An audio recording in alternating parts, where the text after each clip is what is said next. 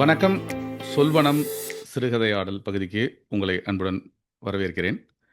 இன்னைக்கு சொல்வனம் சிறுகதையாடல் பகுதியில நம்ம கூட இணைந்து பேசுறதுக்காக எழுத்தாளர் சுஷில் குமார் அவர்கள் வந்திருக்கிறார். சுஷில் குமார் கன்னியாகுமரி, நாகர்கோவில் பகுதியைச் சேர்ந்தவர்.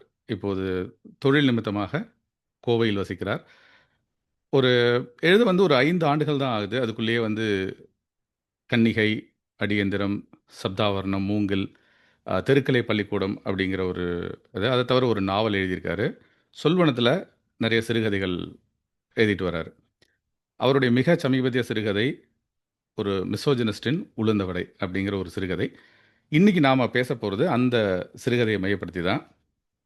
நம்மளோட இணையவதற்காக சுஷில்குமார் அவர்களை அன்புடன் அழைக்கிறேன். சுஷில்குமார், வணக்கம். வணக்கம். சுஷில், எப்படி இருக்கீங்க? நல்லா இருக்கேன். நீங்க எப்படி இருக்கீங்க? ஃபைன், நல்லா இருக்கேன் சுஷில். இந்த சிறுகதையை பற்றி உரையாடுவதற்கு இணைந்ததற்கு, அதுவும் காலை நேரத்தில் நேரம் ஒதுக்கி கொடுத்ததற்கு ரொம்ப நன்றி. ஸோ இந்த சிறுகதையை படித்த உடனே எனக்குள்ள ஒரு சின்ன தாக்கம் வந்தது. ஸோ அதை பற்றி உரையாடுவதற்கான ஒரு வாய்ப்பையும் சொல்வனம் குழுவிலேருந்து ஆசிரியர் பாலா அவர்கள் கேட்டார். அப்போ நீங்களே அந்த எழுத்தாளர்கிட்ட பேசிடலாமே அப்படின்னாரு. சரி அப்படின்னு சொல்லிட்டு, வழக்கம் போல் சுஷில்குமார் அப்படின்னு தேடினா எழுத்தாளரை பற்றி தெரிஞ்சுக்கிறதுக்கு நமக்கான தளங்கள் கொஞ்சம் குறைவாக இருக்கிறதுன்னு நினைக்கிறேன். ஏன்னா இப்போ எல்லாத்துக்குமே ஒரு பிராண்டிங் தேவைப்படுற மாதிரி, உங்களை பற்றி சொல்லுங்க அப்படின்னு சொல்ல மாதிரி தான் இருக்குது எழுத்தாளரை பற்றி. நீங்கள் 5 வருடங்களில் ஒரு 5 புத்தகங்கள் கொடுத்துருக்கீங்க. அதில் சிறுகதை தொகுப்புகள் ப்ளஸ் ஒரு நாவல் எழுதியிருக்கீங்க. ஸோ உங்களை பற்றின ஒரு சின்ன அறிமுகத்தோடு ஆரம்பிக்கலாம் சுஷில். ஏன்னா உங்கள் பேரில் இன்னொரு சுஷில் இருக்கார் எழுத்தாளர் அமேசானில். அதனால் உங்களை பற்றின ஒரு சின்ன அறிமுகம் கொடுத்துருங்க. நம்ம அதுலேருந்து இந்த சிறுகதையை பற்றி பேச ஆரம்பிக்கலாம். ஓகே. பிறந்தது வளர்ந்ததெல்லாம் கன்னியாகுமரி. கன்னியாகுமரி மாவட்டம். கன்னியாகுமரியிலே தான், இந்த towards end of Indian continent அங்கே தான் இருந்தேன். அப்புறம் படிச்சுட்டு பேசிக்லி சென்னை, பெங்களூர்லாம் நான் ஒர்க் பண்ணியிருக்கேன். எக்ஸ்ப்ளோர் பண்ணி பார்க்கலாம் அப்படின்ட்டு, டெக்னிக்கல் சைடு கம்ப்யூட்டர் சயின்ஸ்லாம் படித்தேன். எக்ஸ்ப்ளோர் பண்ணி பார்க்கலான்ட்டு வேலையெல்லாம் பார்த்துட்டு, பட் பேசிக்லி எனக்கு அதுக்கப்புறம் தான் புரிஞ்சுது என்னுடைய interest into education and training அப்படின்னு. ஸோ வேலை சார்ந்து அதுக்குள்ளே போயிட்டேன். கல்வித்துறையில் இருக்கேன். கல்வித்துறையில் சென்ஸ் ப்ரைவேட் எஜுகேஷன் இன்ஸ்டியூட்ஸில் ட்ரைனிங் பண்ணுறது, குவாலிட்டி மேனேஜ்மெண்ட் அதெல்லாம் பார்க்குறேன். பேசிக்லி படிக்க ஆரம்பிச்சது, அது ஒரு பேஷன் ஆச்சு. அப்புறம் எழுதணும் அப்படிலாம் ஐடியாலாம் இல்லை, அது ஆக்சிடென்டல். ஆனால் அதுக்கப்புறம் பியூட்டிஃபுல்லாக இருந்துச்சு. அப்போ அதை அப்படியே கண்டினியூ பண்ணிட்டோம். ஸோ 5 வருஷம் முன்னாடி எழுத ஆரம்பிச்சு அப்படியே போகுது. யாவரும்ல புக்ஸ் எல்லாம் போட்டிருக்காங்க. ஆமாம், உங்களோட இது ஆன்லைனில் யாவரம்ல கிடைக்குது. இன்னொரு பதிப்பகத்தில் கூட கிடைக்குதுன்னு நினைக்கிறேன், ஆன்லைன் புக்ஸில்.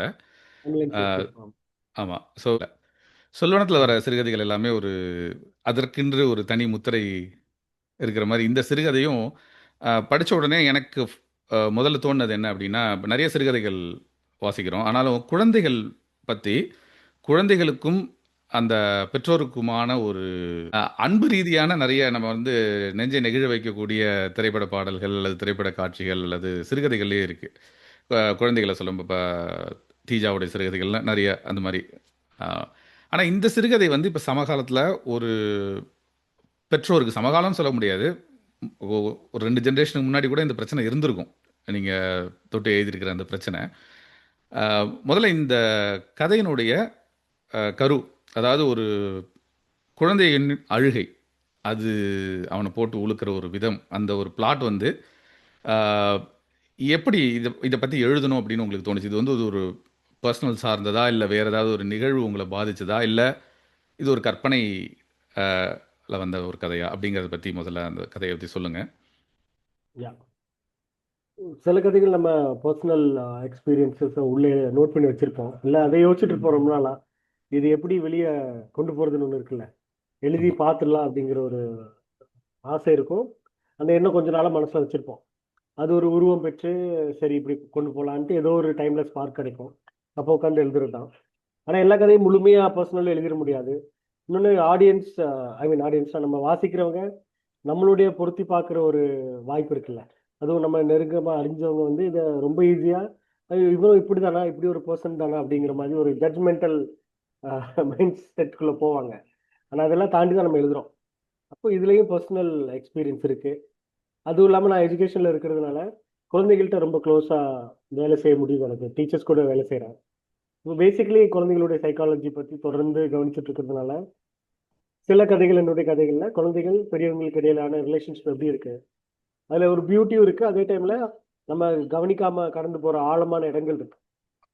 அது அப்பப்போ எழுதி பார்க்குறேன். ஒரு 5 10 கதையில் ஒரு கதை ஆட்டோமேட்டிக்காக அது வந்துடுது. இது ரொம்ப நாளைக்கு அப்புறம் எழுத ஆரம்பிச்சது. இந்த நாட்டு உள்ளுக்குள்ள ஒரு டிஸ்டர்பிங்காக இருந்துச்சு. ஸோ அப்படி எழுதுனது தான் அந்த கதை. ஏன் இந்த கேள்வி நான் வந்து கதைக்கான காரணம் இப்போ நீங்கள் சொன்ன ஒரு முக்கியமான பிரச்சனை எல்லா எழுத்தாளருக்குமே இருக்குன்னு நினைக்கிறேன். ஏன்னா இந்த மாதிரியான ஒரு பிளாட் எடுத்து எழுதும்போது தனக்கு நெருங்கியவர்கள் என்ன நினைப்பாங்க, அல்லது இது இவனுடைய பார்வை தானே அப்படிங்கிற ஒரு எண்ண ஓட்டம் வரதை தவிர்க்க முடியாது. ஆனால் அந்த கட்டத்தை தாண்டி வந்து தான் நிறைய எழுத்தாளர்கள் வந்து எழுதியிருக்காங்கன்னு நினைக்கும் போது ஒரு பெரிய வியப்பை கொடுக்குது. ஏன்னா இது வந்து உன்னுடைய பர்சனல் பார்வை இல்லை, பட் இது என்னுடைய கற்பனையில் உதித்த ஒரு கதை அப்படிங்கிறத வந்து நம்ம சொல்லி கடந்து போகிறது தான். ஏன்னா கூட இருக்கிறவங்க தான் இப்போ வாசிப்புங்கிறதே குறைஞ்சிக்கிட்டு வர காலத்தில் படிக்கிற ஆட்களே நமக்கு இது நெருங்கிய ஆட்கள் முதல்ல சொல்கிற ஒரு கருத்தை வச்சு தான் நம்ம அடுத்தது எழுதுகிற மாதிரி ஒரு சுச்சுவேஷன் வருது. ஆமாம். இந்த கதையோட பிளாட் வந்து என்னன்னா சில வார்த்தைகள் வந்து என்னை வந்து இது பண்ணுச்சு. அதாவது இப்போ கதையினுடைய ஆரம்பத்தில் அந்த ரெண்டு நண்பர்கள் உரையாடல் ஆரம்பிக்கும் போது நம்மளை பற்றி நமக்கே ஒன்றும் தெரியாதுங்கிற ஒரு சீனை கொண்டு வந்துருவாங்க போல இருக்கே அப்படிங்கிற ஒரு பதட்டம் இருக்குல்ல. ம். ஸோ அதை பற்றி சொல்லுங்க. அந்த அந்த அந்த அதாவது நான் சிறுகதையை நிறைய விதத்தில் அணுகலாம். இப்போ நான் சொல்றது வந்து ஒரு வாசகனின் பார்வையில் ஒரு சில இந்த கனெக்டிங் டாட்ஸ் நமக்கு படிக்கும்போது ஒரு திருமணமாகி 2 குழந்தைகள் ஆன அந்த ஒரு கதையின் நாயகன், அதாவது மெயின் கேரக்டர். ஸோ அவன் பேசும்போது நம்மளை பற்றி நமக்கே ஒன்றும் தெரியாதுங்கிற ஒரு சூழ்நிலை ஒரு 30+ மேலே, அதாவது 30க்கு மேலே இருக்கிற 2 குழந்தைகளை பெற்ற ஒரு தகப்பனுக்கு வாழ்க்கைனா என்னன்னு புரிய ஆரம்பிக்கிறதுக்காக சொல்லப்பட்ட ஒரு இதுவா அது. கொஞ்சம் அந்த இடத்துல ஒரு டீட்டெயிலிங் கொடுத்தீங்கன்னா நல்லா இருக்கும்னு நினைக்கிறேன். நான் அதுக்கப்புறம் டீட்டெயிலாக கதைக்குள்ளே போகிறேன். அது இந்த அப்பா அம்மா குழந்தைகள் இந்த செட்டப்பே கிட்டத்தட்ட அப்படிதான் நேச்சுரலா அமைஞ்சிருக்குன்னு நினைக்கிறேன். நாம வந்து நமக்குன்னு ஒரு இமேஜ் இருக்கு, ஒரு பர்சனாலிட்டி கிரியேட் பண்ணிக்கிறோம், அக்குமுலேட் பண்ணிட்டு நம்ம இதுதான் சரி இதுதான் தப்புங்கிற மாதிரி வாழ்ந்துட்டு இருக்கோம். ரொம்ப ஆழமான விஷயங்கள் நம்ம டீப்பா எதுவும் சொல்யூஷன் தெரியாம போராடிட்டு இருக்க விஷயங்கள் கூட ஒரு குழந்தை அப்படி கடந்து போற வழியில ஜஸ்ட் லைக் this சொல்லிட்டு போறதை நான் நிறைய பார்த்தேன். எங்க ஸ்கூல்ஸ்ல பார்த்துருக்கேன். ஈவன் ஃபேமிலிஸ்ல வந்து ரொம்ப அசால்ட்டா அதை வந்து இவ்வளவுதானே அப்படிங்கிற மாதிரி குழந்தைங்க முடிச்சு விட்டு போயிட்டே இருப்பாங்க. அது பாசிட்டிவ் சைட்ல இருக்கு. அதே டைம்ல ஹவ் எவ்வளோ சென்சிட்டிவா அந்த குழந்தைங்க இப்போ இருக்காங்க. இப்போ உள்ள ஜென்ரேஷன்ல அவங்களுக்கு இருக்க லைஃப் ஸ்டைல் வந்து நாம குழந்தைங்களா இருந்தப்போ இருந்த மாதிரி இல்லை. அவங்களுக்கான இமோஷனல் செட்டப்பே வேற மாதிரி தான் இருக்கு இப்போ. அப்ப இதை நம்ம கொஞ்சம் கூர்ந்து கவனிச்சாலே ரொம்ப ஓவர் ஸ்மார்ட்டாவும் இருக்காங்க. அதே டைம்ல நமக்கு பாடம் எடுக்கிற இடத்துல ரொம்ப சீக்கிரம் வந்துடுறாங்க. அப்பா நீ பண்றது தப்பு, அங்கிள் நீங்க பண்றது தப்பு. ஒரு டீச்சர்கிட்ட போய் ஒரு குழந்தையால இப்ப சொல்லிட முடியும், நீங்க இப்படி பேசுனீங்க அது சரியில்லை அப்படின்ட்டு. ஸோ இதை நம்ம கொஞ்சம் காது கொடுத்து இல்லாட்டி கொஞ்சம் அப்சர்வ் பண்ணாலே போதும்னு நினைக்கிறேன். அதுல இருந்து நமக்கு லெசன்ஸ் வந்துட்டே இருக்கு. நம்ம அதுவரை சரியா நம்பின விஷயங்கள் கூட ஒண்ணுமே இல்லைன்னு தூக்கி போட்டுற முடியும். ஒரு பொயட்ரி பண்றது மாதிரி ஒரு குழந்தை ஜஸ்ட் லைக் தட் பண்ணிட முடியும்னு நினைக்கிறேன். அது நடக்குது தொடர்ந்து. புரியுது. ஏன்னா அது அஹ், ஒரு தகப்பனா ஒரு 30 35க்கு மேலே வரும்பொழுது இந்த டயலாக் வந்து நீங்கள் இப்போ சொன்ன விளக்கம் வந்து நான் வேற எப்படி பொருத்தி பார்த்துக்கிறேன் அப்படின்னா இந்த குடும்பம்ங்கிற ஒரு சூழ்நிலையில் இந்த கதையோட தலைப்பே வந்து ஒரு மிசோஜினிஸ்ட். அவனை அவன் வந்து எப்படி த- உலகத்துலேருந்து, அதாவது ஒரு ஃபேமிலி ஒரு சேர்ந்து இருக்கிற அமைப்பு நினச்சிட்டு இருக்கும்போது அதுலேருந்து அவன் ஒரு டிட்டாச் ஆகிறானோ சப்போர்ட் இல்லாமல் அப்படிங்கிற மாதிரியான தொனி எனக்கு அந்த கதையை படிக்கும்போது தோணுச்சு. ஏன்னா நான் இதுதான் நினச்சிட்டு இருக்கேன், ஆனால் நீ இல்லை தள்ளிடு அப்படின்னு யாரோ சொல்கிற மாதிரி ஒரு புரிதல். அடுத்தது நீங்க வந்து சொன்ன சாரி, அந்த அந்த சொல்லுங்க. டிஸ்கனெக்ட் சொன்னீங்க இல்லையா, டிஸ்ஜாயிண்ட் ஆயிட்டு போறது. ஆமாம். அது அது யாருடைய சைடுல இருந்து நடக்குதுன்னு ஒண்ணு இருக்கு. அதை ம். இந்த கதை கேட்டு கேட்டு பாக்குதுன்னு நினைக்கிறேன். நம்ம ஆன்சர் சொல்ல வேண்டாம். ஆனா அது ஆமாம். ஏன் எனக்குள்ளேயே நடக்குதா, இந்த சொசைட்டி என்ன ஃபோர்ஸ் பண்ணுதா அப்படிங்கிற ஒரு ஒரு ப்ரெஷர் இருக்கு ஆக்சுவலி. ஆமாம். நீங்கள் சொசைட்டி ப்ளஸ் அந்த ஃபேமிலிலையுமே எவ்வளவுக்கு எவ்வளோ அட்டாச்சாக இருந்தாலும் அந்த குழந்தைகள்னு வரும்பொழுது அஹ், எல்லாரும் எல்லாரோடையும் வெல்ஜல் ஆகிறது இல்லை. அதுதான் பியூட்டின்னு நினைக்கிறேன். நம்ம நம்ம கூட்டத்தோட, அதாவது மனித கூட்டத்தோட பியூட்டியாக தான் நினைக்கிறேன். ஆமா. அதுக்கப்புறம் முக்கியமாக சொல்ல வந்தது இந்த கதையில் வந்து அழுகை. ஒரு அந்த எரிச்சல் தரக்கூடிய ஒரு குழந்தையின் அழுகை எனக்கு கேட்டால் வருதுன்னு அவன் ஃப்ரெண்டு கிட்ட ஷேர் பண்ணிக்கிறான். அது வந்து ஒரு பர்சனலாக எனக்கு கனெக்ட் பண்ணிக்க முடிஞ்சுது. ஏன்னா நம்ம குழந்தைகள், சிரிக்கிற குழந்தைகள், அவர்களுடைய புகைப்படங்கள், அந்த மாதிரி நிகழ்ச்சியான தருணங்களே பார்த்து பார்த்து அழும்பொழுது நானும் வாசிச்சதில் யோசிச்சு பார்த்தேன். எத்தனை எழுத்தாளர்கள் வந்து இதை டச் பண்ணியிருக்காங்க. இந்த குழந்தை அழும்பொழுது எனக்கு வந்து ஒரு இந்த மாதிரியான உணர்வு வருதுங்கிறத எத்தனை கதைகள் எனக்கு கடத்தியிருக்குன்னு பார்த்தா வெகு சில கதைகள் தான். அதுவும் வந்து அந்த கதையின் நாயகனோ அந்த பர்டிகுலர் கேரக்டரோ வந்து ஒரு வேற ஒரு மூடில் இருக்கும்போது தான் வந்திருக்கு. ஆனால் இந்த கதையின் அடர்த்தியே வந்து அதை பற்றி பேசுறது தான் இல்லை. ஸோ அதை சொல்லுங்கள் உங்களுக்கு அந்த இதை ஒட்டி ஏதாவது ஒரு சம்பவமோ அல்லது ஒரு பாதிப்போ உங்களுக்கு வந்திருந்தா, இல்லை இதை எதற்காக இந்த செய்தியை கடத்தணும் இந்த சிறுகதை வழியா அப்படின்னு நினைச்சீங்க? அழுகை, Yeah. குறிப்பாக குழந்தைகளின் அந்த ஒரு நச்சரிப்பு அல்லது அழுகை. ம். நான் ஏற்கனவே சொன்னபடி என்னுடைய பிரதானமான தொழில் வந்து ஆசிரியர்களை உருவாக்குறது. அப்போ அவங்களுக்கு பயிற்சி கொடுக்குறோம். கொடுக்குறப்போ ஒரு குழந்தை கூட எப்படி இருக்கிறது அப்படிங்கிறத எல்லாருமே அம்மாக்கள் தான். ஆனால் ஆசிரியர் ஆனதுக்கப்புறம் ஒரு குழந்தையோட எப்படி இருக்கணுங்கிறத நம்ம சொல்லிக் கொடுக்க வேண்டியிருக்கு. அது ப்ரெசன்டேஷன்ஸ் போட்டு ஸ்லைட்ஸில் காமிக்கிறது இல்லை. அப்போ எக்ஸ்பெரிமெண்டல் சினாரியோஸ் போட்டு இந்த சூழ்நிலையில் நாம் என்ன பண்ணால் சரியாக இருக்கும், குழந்தை என்ன எதிர்பார்க்குது இப்படின்லாம் நம்ம பேசுகிறோம். இது வீட்டில் இருக்கிற ஒவ்வொரு அப்பாவுக்கு அம்மாவுக்குமே தேவைன்னு நினைக்கிறேன். நாம் அதை எக்ஸ்பீரியன்ஸ் மூலமாக கடந்து போயிட்டு ஏதோ சரியா செய்யலையா அப்புறம் ஃபீல் பண்ணிட்டு அப்புறம் சரியாயிடும். ஆனால் ஒரு குழந்தைய நான் அடிக்கலாமா, இல்லாட்டி ஒரு குழந்தைய நான் எந்த இடத்துல அவளுடைய லைனுக்குள்ளே போய் நான் பேச முடியும் இல்லாட்டி தொட முடியும்னு ஒரு அப்பாவுக்கே அம்மாவுக்கே கூட ஒரு பிரச்சனை இருக்கு. அதை சரியா ஹேண்டில் பண்ணிட்டாங்கன்னா ஓகே. இல்லை ஒரு ஒரு வாட்டி நடக்கிற சம்பவம் அந்த குழந்தையினுடைய வாழ்க்கை முழுவதும் மனசுல ஆழமா பதிஞ்சு இருக்க வாய்ப்பு இருக்கு. அதனால லைஃப் லாங் அந்த இம்பாக்ட் இருக்குன்னு பின்னாடி சொல்லவங்க நாங்கள் பார்க்குறோம். பெரியவங்க டீச்சர்ஸ்ட ஷேர் பண்ணும்போது கூட அவங்க சொல்றாங்க, சின்ன வயசுல எனக்கு இந்த ஒரு சம்பவம் நடந்துச்சு, அதனால இன்னைக்கு வரைக்கும் என்னால் அந்த பயம் எனக்குள்ள இருந்து வெளியே போகல, இல்லாட்டி நான் ஒரு தாழ்வு மனப்பான்மைக்குள்ள மாட்டிக்கிட்டேன் அப்படின்னு சொல்றதை பார்க்குறோம். அப்போ ப்ராபப்ளி அந்த ஃபீல்டில் நான் இருக்கிறதுனால இன்னும் கொஞ்சம் ஆழ்ந்து கவனிக்கிற வாய்ப்பு இருக்கு குழந்தைகளை. அப்போ குழந்தைங்க எந்த இடத்துல உங்களை ட்ரிகர் பண்ண முடியும்னு ஒன்று இருக்குல்ல, உங்களை இருக்கிறதுலேயே ஹாப்பியான பர்சனாக அவங்க மாற்ற முடியும். ஒரு செகண்ட்ல உங்களை குலைச்சு போட்டுறோம் அவங்களால முடியும். அவங்க இன்டென்ஷனில் அதை பண்றது இல்லை. ஆனால் இஃப் தே டிசைட் அவங்க இன்டென்ஷனில் அதை பண்ணவும் முடியும். எங்க தொட்டா எங்க பல்பெரின்னு தெரியும்ல. அப்போ அந்த மாதிரி ஒரு லைன் தான் அது.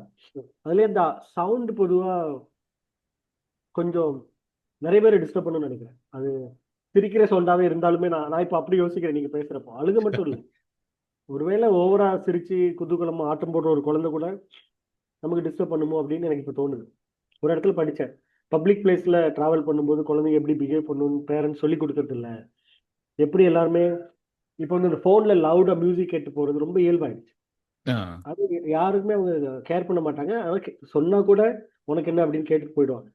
இதே இது ப்ராபப்ளி இந்தியாவில் பொதுவாக நம்ம இங்க இருக்கிற க்ரௌடட் லைஃப் ஸ்டைலில் பொது இடத்துல நான் எப்படி பேசணுங்கிறது குழந்தைங்களுக்கு நம்ம சொல்லி கொடுக்கணுமா, இல்லை எது எந்த டெசிபல் ஓகே அப்படின்னு ஒன்று இருக்குல்ல, அது சார்ந்து ஒருத்தனுக்குள்ள ஒரு ஷேக் நடக்க முடியும்.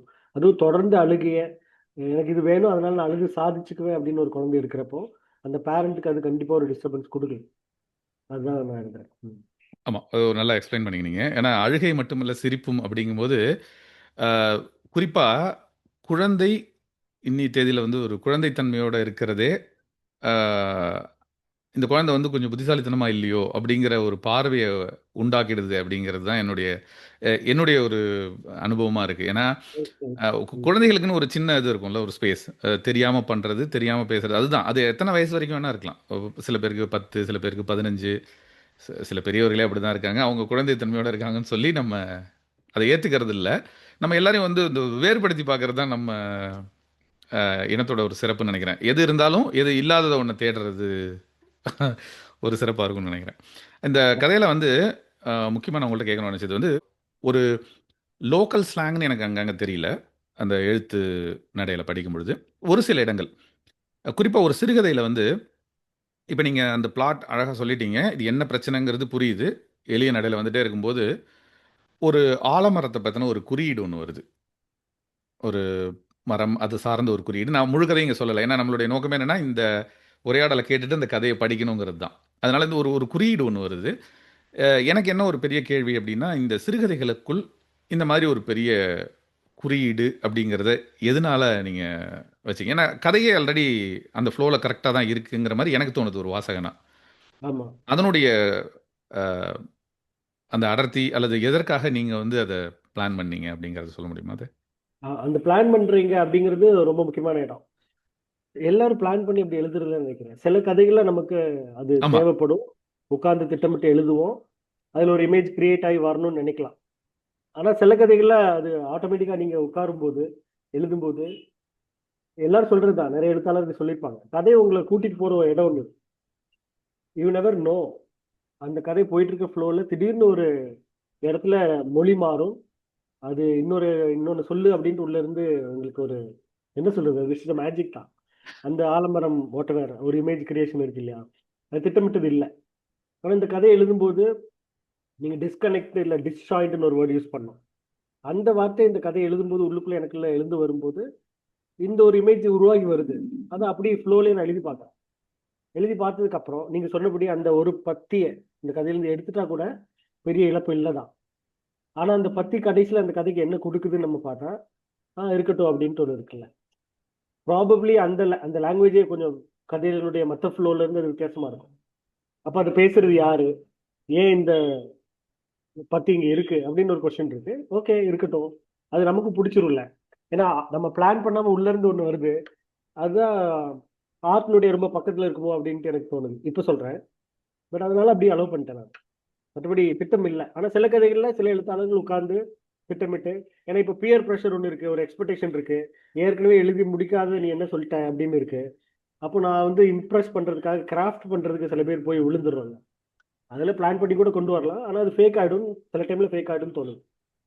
நல்லா சொன்னீங்க அந்த இடத்த. ஏன்னா நான் வந்து எப்படி பிளான் பண்ணீங்க அப்படின்னு கேட்டா, சில சிறுகதைகள்ல அது நிகழுது. அதாவது எப்போதுமே உங்கள வந்து ஒண்ணு உந்தி தள்ளுனா தான் அது வந்து ஒரு சிறுகதையாவோ, கவிதையாவோ வரும். இப்ப நாவல்னு வரும்போது செப்பனிட கொஞ்சம் நேரம் இருக்கும். அத நீங்க வந்து பார்த்து செதுக்கி கொஞ்சம் எடிட் பண்றதுக்கலாம். சிறுகதைங்கிறது வந்து இருக்கிறதே ஒரு 3, 4 பக்கங்கள் அல்லது மிகுதியா போனா ஒரு 5 பக்கங்கள் எழுதக்கூடிய ஒரு இதுல வந்து, இப்ப நீங்க அதுவா வந்தது அப்படிங்கிறது தான் அதனுடைய சிறப்பு. அத நான் உங்கள்ட்டேருந்து கேட்கணுங்கிறதுக்காக தான் நீங்க எப்படி திட்டமிட்டீங்கன்னு கேட்டேன். ஏன்னா ஓகே. சில சில சிறுகதைகளோட டைமென்ஷன மாத்துறதுக்காக அந்த மாதிரியான சில நிகழ்வுகள் சில சிறுகதைகள நான் வாசிச்சிருக்கேன். எல்லா ஓகே. எழுத்தாளரையும் சந்திச்சு நமக்கு இந்த மாரி கேட்கறதுக்கான நேரம் இருக்காது இல்லையா? அதனால இப்ப நீங்க ஆமா. இந்த சிறுகதை பத்தி பேசும்போது எனக்கு அது கரெக்ட்டா இருந்தது. முக்கியமான ஒரு விஷயம் வந்து ஒரு சின்ன ஒரு டயலாக்ல வந்து ஆறுதல் படுத்துறதுக்காக அந்த நண்பன் பேசுறான் இல்லையா? "வேணா நீ வந்து என்கிட்ட குடு" அப்படிங்கிறான் அந்த குழந்தைய. "ஏய் நீ என்ன பண்ணுவேன்னு தெரியும்டா" அப்படிங்கிறதையும் ஒரு சின்ன கடந்து போற ஒரு டயலாக்ல சொல்லிட்டு, தென் இவன் கன்டின்யூ பண்றான்ல. அப்போ இது ஒட்டுமொத்த கதையுமே வந்து அந்த தலைப்ப பெண்களுக்கு எதிராகவும், அல்லது ஒரு இந்த மனநிலையில தான் ஆண்கள் மொத்தமுமே இருக்காங்கங்கிறத சொல்றது தானா? இல்ல அது அந்த டயலாக் எதுக்காக? ஏன்னா அவன் வந்து ஒருத்தன் நண்பன் வந்து ஒரு துயரத்துல இருக்கும்பொழுது ஆற்றுப்படுத்துறதுக்காக சொல்றான். ஆ ஸோ அப்ப அவனும் அது மாரி தான் அப்படிங்கிறத நம்ம என்னலாம் பண்ணியிருப்போங்கிறது அந்த ஒரு லைன்லயே முடிஞ்சிருது அது. நீ என்ன ம். பண்ணுவேன்னு தெரியுங்கிறது. ஸோ இது எப்படி ம். அந்த அண்ணாச்சிய மட்டும் தான் விட்டுருக்கீங்கன்னு நெனைக்கிறீங்க அந்த கதையில? இல்ல அண்ணாச்சி ஒரு இடத்துல அடிக்கிற மாதிரி இருக்கு. இதுவுமே எகைன் நான் என்ன சொல்றேன்னா, ஆ. அந்த குழந்தைய அவன வந்து ஒரு ஒரு ஈகோ ஸ்டேட்டுக்குள்ள தள்ளுது இல்லையா? ஆமா. தள்ளும்போது அவனுக்கு அவுட்லெட் தேவைப்படுது. ஸோ தேடி போகும்போது, ஒரு கட்டத்துல இந்த 35 பிளஸ் இருக்கிற அப்பாக்களுக்கு ஆம், ஒரு இம்பாக்ட் வந்து எக்கனாமிக்ஸ் சூழ்நிலை எப்படி இருக்குன்னு பார்த்து, அதனால என் குழந்தைய, என் ஃபேமிலிய நான் எங்க கொண்டு போக முடியுதுன்னு ஒண்ணு இருக்கு. அது சார்ந்து அத அட்ஜஸ்ட் பண்ணிட்டு வாழ்ற அப்பாக்கள் நெறைய பேர் அப்படியே வாழ்ந்து முடிச்சுடுவாங்க. ஆனா இன்னும் பெட்டர் ஆகணும்னு நான் நினைக்கிறேன். இல்லாட்டி ஒரு கலையில இருக்கிற, இல்லாட்டி சிறப்பா ஏதோ பண்ணணும்னு நினைக்கிற ஒரு ஃபாதருக்கு, இந்த மாரி சூழ்நிலைகள் அவன புடிச்சு பின்னாடி இழுக்கும்போது, அவன் நண்பர்கள்ட்ட போய் நிக்கிறான். அப்ப என்னதான் ஆரோக்கிய நண்பனா இருந்தாலும், ஆசானாவே இருந்தாலுமே கூட, அங்க அவனுடைய மேல் ஈகோ வந்து அவன கம்பேர் பண்ணி பாக்குது. என்னோட நீ எந்த விதத்துல பெட்டரா இருக்க? இல்லாட்டி உனக்கு மட்டும் ஏன் இப்படி ஒரு லைஃப் இருக்கு? என் பக்கத்து வீட்டுக்காரன் எதுவுமே பண்ணாம ஜஸ்ட் லைக் தட் சம்பாதிச்சுடுறானே! நான் இவ்வளவு கஷ்டப்படுறேனே! அவனுக்கு ஒரு ஹேப்பியான சூழ்நிலை இருக்கே! இல்ல நடிக்கிறாங்களா? இப்படி நம்ம எல்லாரையும் சுத்தி சுத்தி உட்கார்ந்து திட்டமிட்டெல்லாம் இதை யோசிக்க மாட்டோம். ஆனா நமக்குள்ள ஆழ் மனசுல இந்த ஒரு கம்பேரிசன் இருக்கும் எப்பவுமே. வி ஆல்வேஸ் நம்ம ட்ரெஸ் பண்றதே எல்லாருக்காக தானே. அதே மாதிரி லைஃப்லயும் ஒரு மேக்கப் எல்லாம் போட்டுட்டு தானே டெய்லி வெளிய போறோங்கிற ஒரு கொஸ்டின் இருக்கு. அப்ப அத சில இடத்துல வெளிப்பட்டு ஆகணும். அந்த கோவத்தோட, பொறாமையோட, "நீ யாரு எனக்கு சொல்றதுக்கு?" அப்படின்னு ஒண்ணு இருக்குல்ல. எனக்கு தெரியும் நான் என்ன பண்றேன். அப்படிங்கிறத சொல்லி பார்த்துக்கிறான் அவனுக்கு அவனே. செல்ஃப் அஷ்யூரன்ஸ் தான். நிஜமாவே அவன் அந்த நண்பனை திட்டுறானா இல்லாட்டி திரும்ப போய் நிப்பானா அதெல்லாம் அப்புறம். ஆனா அவனுக்கு அந்த இடத்துல அதை வெளியே படுத்தவே ஆகணும். அந்த கோவத்தை, அந்த இயலாமைய, நான் இப்படி பண்ணிட்டேங்கிற ஒரு கில்ட் இருக்குல்ல, அதை அவன் ஃப்ரெண்டுகிட்டயோ பொட்டிக்கடை அண்ணாச்சிட்டியோ வெளிப்படுத்தி ஆகணும். அப்போ சரியாயிடும்னு நினைக்கிறேன். நம்ம இதை தான் பண்ணிட்டு இருக்கோம். இப்போ லிட்ரேச்சர் இருக்கிற நமக்கு அட்வான்டேஜ் இருக்கு. ஒரு இலக்கியம் படிக்கிற ஃப்ரெண்டுகிட்ட போயிட்டு எது வேணா நம்ம உட்காந்து பேசுறோம் இல்ல. இந்த வாய்ப்பே இல்லாத பப்ளிக் என்ன பண்ணுவாங்க? அப்படி ஒரு கொஸ்டின். ஓ, அது ஒரு நல்ல பார்வை. அடுத்தது வந்து இதில் பார்த்தீங்கன்னா, அந்த குழந்தைகள் அந்த டாப்பிக்கை முடிச்சுட்டு வந்து ஒய்ஃப் பக்கம் ஒதுங்குது ஒரு ஏரியாவில். அது வந்து முக்கியமாக எனக்கு இந்த யதார்த்தத்தை பேசியிருக்கிற அந்த இது எனக்கு ரொம்ப பிடிச்சிருந்தது. ஆஹ் ஒரு அணி சேர்க்கிறது அப்படின்னு சொல்லுவாங்கல்ல. இப்போ ஒரு குடும்பத்திலே பார்த்தீங்கன்னா ஒருத்தர் ரெண்டு பேர் பாண்டிங்காக இருப்பாங்க. ஆம், அவங்களுக்கு எல்லா ஃபேவரும் பண்ணுவாங்க. அந்த இமை குற்றம் கண்ணுக்கு தெரியாதுங்கிறது சொல்கிற மாதிரி லாஜிக் அது. அந்த டாபிக் வருவோம் இப்போ. அது உண்மையிலேயே வந்து ஒரு பெண் குழந்தைகளாக இருக்கிறதுனால அம்மாக்கள், அதாவது ஒய்ஃப் அந்த மாதிரி பண்ணுறாங்கன்னு நினைக்கிறீங்களா? இல்லை இரஸ்பெக்டிவ் ஆஃப் ஜெண்டர் அந்த ஒய்ஃப்ங்கிற கேரக்டர் அந்த மாதிரி தான் எவால்வ் ஆயிருக்காங்க அப்படிங்கிறது இந்த இந்த கதையை ஒட்டி நான் கேட்குறேன். ஜென்ரல் பெர்செப்ஷனும் நீங்கள் சொல்லலாம். எதனால அந்த, ஏன்னா இது வந்து பேசுறது பூரா வந்து அந்த குழந்தைகளை பற்றி தான். இவனுடைய விரக்தி, இந்த மெயின் பிளாட் அங்கே தான் போகுது. ஆனால் இது ஒரு இந்த ட்ராக்ல வரும்போது இதையும் அட்டாச் பண்ணிட்டீங்க. எனக்கு வந்து இது ஒரு கடத்தில் வந்து கொஞ்சம் இந்த இறைவி டச் வந்த மாதிரி இருந்தது. So okay. அதனால கேட்குறேன். அதை கொண்டு வந்து இதில் இந்த சிறுகதை ஓட்டத்தில் சேர்த்ததற்கான உங்களுடைய பாயிண்ட் ஆஃப் வியூ. எகைன் அவனுடைய அந்த ப்ரெஷர் சொல்லிட்டு இருந்தேன் இல்லையா?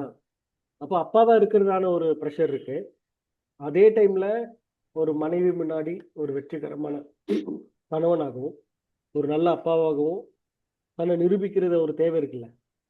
நீங்க எங்க குடும்பத்தை நல்லா பாத்துக்கிறேன், உன்னுடைய லைஃப் ஸ்டைல்ல நாங்க சந்தோஷமா இருக்கோம், நீ ஒரு வெற்றிகரமான ஆண் தான் அப்படிங்கிற ஒரு என்ன சொல்றது, ஒரு அனௌன்ஸ்மெண்ட் பக்கத்து வீட்டுக்கு இவன் கொடுக்க வேண்டியதா இருக்கு. சொசைட்டிக்கு இவன் நிரூபிக்க வேண்டியதா இருக்கு. அப்படி பார்க்கும்போது அவனுடைய ஈகோவை கழட்டி வச்சுட்டு ஒய்ஃப் முன்னாடி போய் எவ்வளவு பேர் நின்று பேச முடியும்? ஒய்ஃப்ட்ட உட்காந்து நீ யாரு நான் யாருன்னு எவ்வளவு பேர் பேசுறாங்க? குழந்தைகள் சார்ந்த அவங்க ரெண்டு பேருடைய அண்டர்ஸ்டாண்டிங் என்ன? இப்படிங்கிறதெல்லாம் நிறைய ஃபேமிலிஸ்ல நடக்குதா இல்லையாங்கிறது ஒரு கொஸ்டின் தான். அப்ப இங்க இருக்கிற ப்ரொட்டாகனிஸ்ட்க்கு அது ஒரு பிரச்சனை. அவனுடைய பார்வையிலேயே எப்படி ஒரு சின்ன குழந்தையினுடைய, அதுவும் பெண் குழந்தையினுடைய அழுகை அவனை டிஸ்டர்ப் பண்ண முடியுதோ, அதே மாதிரி அவனுடைய ஒய்ஃபினுடைய ஒரு ப்ரெசன்ஸ், அவ குழந்தைகள்கிட்ட ஏதோ ஒரு ஸ்டேட்மெண்ட் சொல்றது இவனுக்கு எகென்ஸ்டா இருக்குமோங்கிற பார்வை அவனுக்குள்ள இருந்துட்டே இருக்கு. அது ஒரு இன்செக்யூரிட்டி கூட தான். அது அப்பா வந்து யார்ட்டையும் வெளிப்படுத்த முடியாது, குழந்தைகிட்ட போய் சொல்ல முடியாது. ஒய்ஃப்டையும் போய் சொல்ல மாட்டான், நீ இப்படி பண்றது எனக்கு இல்லைன்ட்டு சொல்ல மாட்டான். எப்போச்சும் சண்டை வரும்போது, பர்ஸ்ட் ஆகும்போது இது சொல்றதுக்கான வாய்ப்பு இருக்கும். அவன் அந்த சூழ்நிலையிலிருந்து வெளியே போயிடறான், நண்பர்கள்ட்ட எதுவும் சொல்லி தீர்த்துறான்னு வச்சுக்கலாம். ஆனா எப்பவுமே இப்போ 90% ஆஃப் த மென் மிசோஜினிஸ்டா அப்படின்னு ஒரு கொஸ்டின் கேட்கலாம். எகைன் அதுக்குள்ள எவ்வளவு உண்மை இருக்குன்னு இருக்குல்ல, ஒரு பர்சன்டேஜ் தானே வேரி பண்றோம். எல்லாருமே இதுல இருந்து வெளியெல்லாம் இல்லை. 10% நான் மிசோஜினிஸ்டா இருக்குன்னா 50% தான் இருக்கலாம். அதை நான் எப்படி வெளிக்காட்டுறேன்? இல்லாட்டி அமைதியா அங்க அந்த சூழ்நிலையை சமாளிச்சுட்டு வெளியே போயிட்டு நடிச்சிட்டு இருக்கணும் அப்படின்னு ஒரு கொஸ்டின் இருக்கு. இன்னுமே நம்ம இவ்வளவு லிட்ரேச்சர் பேசுறோம், இவ்வளவு வளர்ந்தாலுமே பெண்கள் குறித்த, ஹவுஸ் ஒய்ஃப்ஸ் குறித்த பார்வை நமக்குள்ள எவ்வளவு தூரம் மாறி இருக்குன்னு ஒரு கொஸ்டின் இருக்கு. நம்ம இன்னும் எது இந்த தமிழ்நாடு சொசைட்டில இன்னும் அப்படி ஒரு மியூச்சுவலா பேசி வாழ்க்கை நடத்துற சூழ்நிலையை நோக்கி நம்ம இன்னும் பெருசாலாம் போயிடல அப்படின்ற ஒரு பார்வை இருக்கு. அதுல ஒன் சைடட் தான். சில ஸ்டோரி வந்து பொதுவா இருமை பத்தி பேசணும். இருமை பத்தி பேசாட்டி என்ன, புரோட்டகனிஸ்டனுடைய ஒன் சைடட் வியூ இருக்கட்டும், பரவாயில்ல. அது ஆடியன்ஸ்க்கும் அந்த எழுத்தாளருக்கும் இடையான உரையாடல் மாதிரி இருந்துட்டு போட்டோன்னு வைக்கிறது தான்.